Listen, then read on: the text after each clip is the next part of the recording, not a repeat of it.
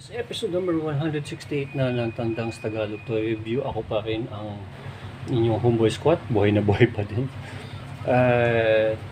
April, whole week na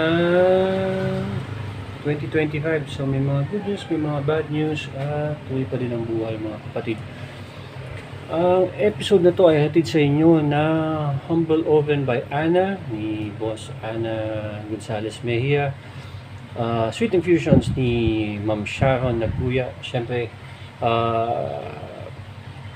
Topsy at iba pa ni Tito Ome and Family. At siyempre, papahuli pa ba? Mikey's Burger, Lemoan Branch ni Tito Bay and Family. Hello sa inyo. At hello din pala sa mga magagaling, mahuhusay na doktor at nurses na Marikina Valley. Maraming salamat sa inyo sa pag-alaga niyo sa akin nakaraan. Hello din sa mga teammates ko. Hello kay TL Tosh. Siyempre hello kay TL Marbs. Ang episode number 168 ay hatid sa inyo ng Patchy Toys na Sir Patrick. Maraming salamat po sa inyo. Ito ang ating episode number 168. Okay, siya si SHF Naruto Uzumaki Naruto. Okay, disclaimer lang guys, hindi to brand new box, BIB siya. No problem naman. Hello kay Dito Gary and Family. Siyempre sa kapatid ko. Sa mga kapatid ko, si Bella at si Gory dyan. Yan mga kamag-anak natin sa US. Okay lang naman. Ako naman ay okay lang naman sa akin kung back in box. Hindi naman ako masyadong particular dyan. Importante ay maayos yung fig, maayos yung box. Yun, no? Patchy Toys, hello. Super legit. Andy Vouch. Yung kay Sir Patrick pala, bagong kaibigan sa FB. Maraming salamat. Meron akong nabili sa kanya. Ayan, no? Micmac Toys, hello din. Super legit.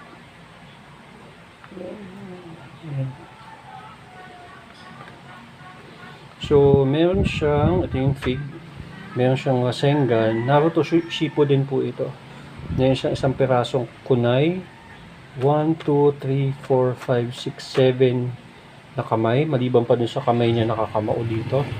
Ang face plate niya ay 1, 2, 3, 4. Kasama ito. 5. That makes 5.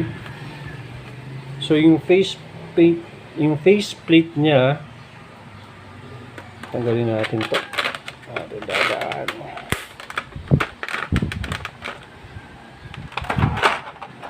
Matagal ko nung nakuha ito guys. So, chill lang kayo. Meron siya yung pensive na mukha. Very, neutral. Meron siya yung nabigla. Meron na siya yung Kurama. Siyempre yung nagulat. Yung comedy face niya. So, merong nakahawak. Meron naka-point. Yung para doon sa Kagebunshin technique niya. Ayan. Ito para doon sa Rasengan niya. So, kamay din. Ayan. At meron din syempre yung halukip-kip ang tawag. Okay, sige, sukatin muna natin si Uzumaki Naruto. Authentic siya guys, hindi siya yung it's Japake pa sabihin niya. Ito yung patunay ko pala. So may makita kayong sticker na ganito. Yan. At ganyan. Yan yung patunay nyo na original yung nakuha yung fig. Okay. Ito si Uzumaki Naruto. Saka yan, yung mga original, nagagalaw yung, ito, napansin ko yan. Nagagalaw yung back pocket nila sa yung sukbitan nila sa likod. Yun yung sa mga palatandaan. So, sukatin muna natin si Uzumaki Naruto. So, yung SHF. Siyempre, meron na ako yung Master Kakashi. Baka buuin ko yung Team 7. Siya ay 6 inches. roughly 6 inches. So, kasing laki niya yung mga Marvel Legends. Supposedly kasi 6 inches yun. Pag tinabi natin siya kay SHF Goku, so comparable yung height nila. Kasi malaki yung tinangkad ni Naruto nung last 2 years. Ito yung Shippuden version. Baka kumuha din ako ng maliit na version niya. Pag tinabi mo siya kay Captain America SHF version, hindi din nagkakalayo yung size nila. Ayan din. So, magkalapit din sila. So, syempre, tatabi natin siya kay Master Kakashi. Yan ang maganda sa scaling niya kasi yun, halos maabutan na niya si Kakashi. Ayan. So, ayan siya. So, syempre, yung favorite ni Mrs. Tatabi ko din siya kay... Ayan, ito yung favorite ni Commander, si John Wick. Ayan.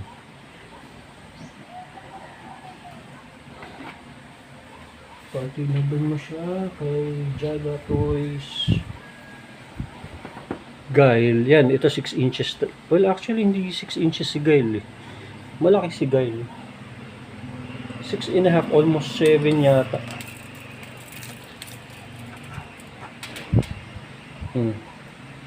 6.5. Malaki si Guile kasi nga. Tapos, pag tinabi natin siya kay... Ayan. Yan o. Vampire na si Hal Jordan. Yan ang itsura niya. So, tapos, dahil si Deadpool ay... Since si Deadpool ay 6 inches. So, nakikita natin na... Ayan. Ayan. Yan. So, comparable siya. O, tatanong na. Tatabi ba natin siya kay Kilowog? O ba, syempre, tatabi natin siya kay Kilowog. Hindi naman pwede hindi natin tatabi kay Kilowog at favorite natin si Kilowog at si tawag dito, si Bane. Yung fan favorite natin na si Kilowog at si Bane. Syempre, tatabi natin siya. May idea tayo. Ayun. Ayun na. Partida, hindi pa nakaano yan. Yan yung itsura niya. Okay. So, ano na natin? Aesthetically speaking, kamukha niya yung nasa anime na si Naruto. Maganda yung paint job niya. Yun nga lang, pag sinide view mo ng ganito, ayan, makikita mo na, yan, ganyan, okay pa siya, di ba? Pag ginanito mo siya, ayun, toy na siya pag ganun. Kasi itong part na to, nasa leeg, ito, nasa ulo. Sige, articulation tayo. Namaya natin pag-ikot-ikutin to. Meron siyang 360. May, yun. Yun siya. Hulog yung mukha niya, yung faceplate niya. Mamaya, ayusin natin yun. May ikot natin siya 360. Meron siyang side to side. Meron siyang yuko. Meron din siyang tingala hanggang doon. Very well yung articulation sa ano. Ito kasi, yung zipper niya, ito sa leeg, nakahiwalay siya. Butterfly. May maayos siyang butterfly. Pero hindi super duper. Okay, yan, ganyan. Yan. Yan. Meron din siyang ganon. 360 ikot. Yes. Extension dito. Ito ay hiwalay dito. So, may sarili siya dito. Swivel. Very. Sir Patrick, maraming salamat dito ha. Tapos, dito. Sir Ian, get well soon kapatid. Yan. Hello din kay Sir Mark, kay Tito Jeff. Siyempre sa best friend ko si Doc, si Tito Kat din, si Tito Mike. Yan, dito Ay, kay Euclid. Hello, hello sir, Euclid. Uric and Nirvana. All the way from Lipa. Yun, no? So, ito at ito ay magkakahiwalay. It's very good. Ang sipa ni Naruto, tignan natin, mataas siyang sumipa. Meron ba siyang sidekick? May sidekick si Naruto. Yun lang, ang sakit niya, yung sipa niya pa atras, very limited kasi nga, yung kung paano nakahulma ito. Ito dito, yun. Yan ay very maayos, very maganda. Ayun lang. Tatanggal yung sa paa. So, hindi naman siguro siya big deal. Ito, meron siya sa toe joint. Tapos, yung sa paa, meron lang siyang taas, baba, ganun lang. Wala namang problema. Medyo loose lang siya pero okay naman. Hindi naman siya big deal. Kasi may ibabalik naman. Ito, para ito. Yan, ganun. Okay lang. Hindi siya big deal. Okay, try natin palitan yung face paint o face plate. Try natin. So, parang face plate niya, supposedly, yun. Tanggalin mo lang natin yung pensive. Yung kamay, hindi ko na siguro, yung nakahalukip-kip, hindi ko na siguro aanuhin at masyadong troublesome. Pero I will post pictures na lang. Ayan, so ayan, tanggalin mo. Ayan si Naruto, ayan. Medyo pa inosente look. Tapos try natin yung ito pala na ano, tataas baba.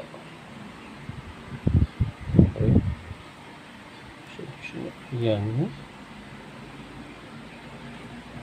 Tapos, try natin yung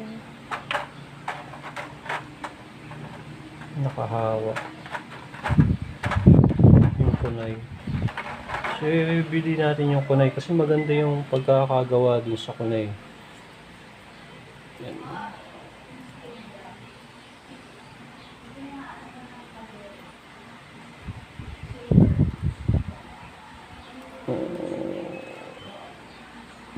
Mali ito.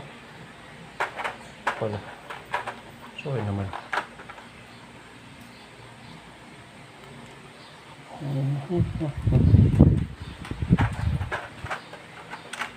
The kunay is very maganda.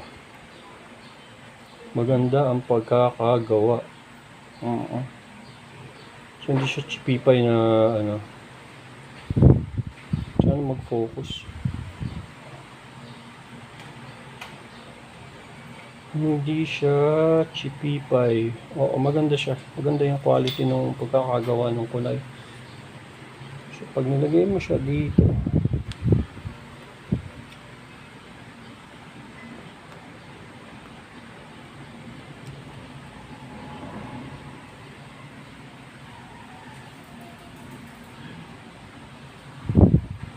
maayos siya.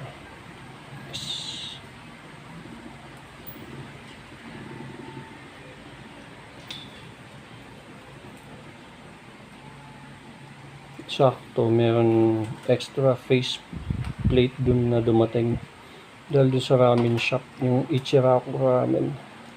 Nagagamit ko kasi kakain si Naruto sa ramen shop. Sakto siya. Kapag merienda sila ni Master Kakashi. Tapos, syempre, ilalagay din natin yung try natin ilagay yung nakasigaw na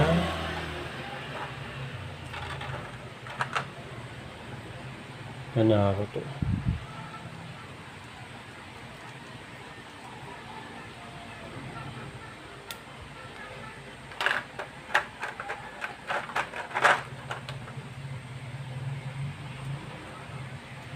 pag nakachempo pa ako ng back in box na ganito, score pa ako ng mga dalawa pa siguro. So, ito yung Naruto na may yan. Siyempre, asahan mo. Ang ilalagay natin yung may Rasengan. Yan, no? So, dito siya. Siyempre, hindi naman sila gagawa ng Kami-Hami wave na naman. Siyempre, halatang halata naman masyado. Ayan.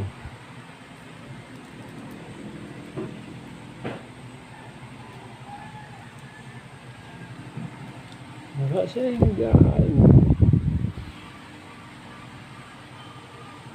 So, okay. Naka-jackpot ako dito. So, 1 to 10. Aesthetically speaking, kuha niya yung sa anime. So, 10, 9, 9, 10. Ganon. Articulation, okay naman siya. Wala namang masasabing pangit sa articulation, ganito, ganyan. Yun nga lang, sana mas madami pa siyang weapons. Yung kunai, ninja stars, shuriken, ganito, ganyan. Oy! Maraming salamat sa inyong patuloy na pagla-like, share, and subscribe. Meron pa tayo dalawa siguro bago matapos ang April. Maraming salamat. Hey! Ingat! Share nyo naman to sa mga tropa nyo na mahilig sa anime, sa mga toy reviews. Really appreciate it. Salamat. Goodbye.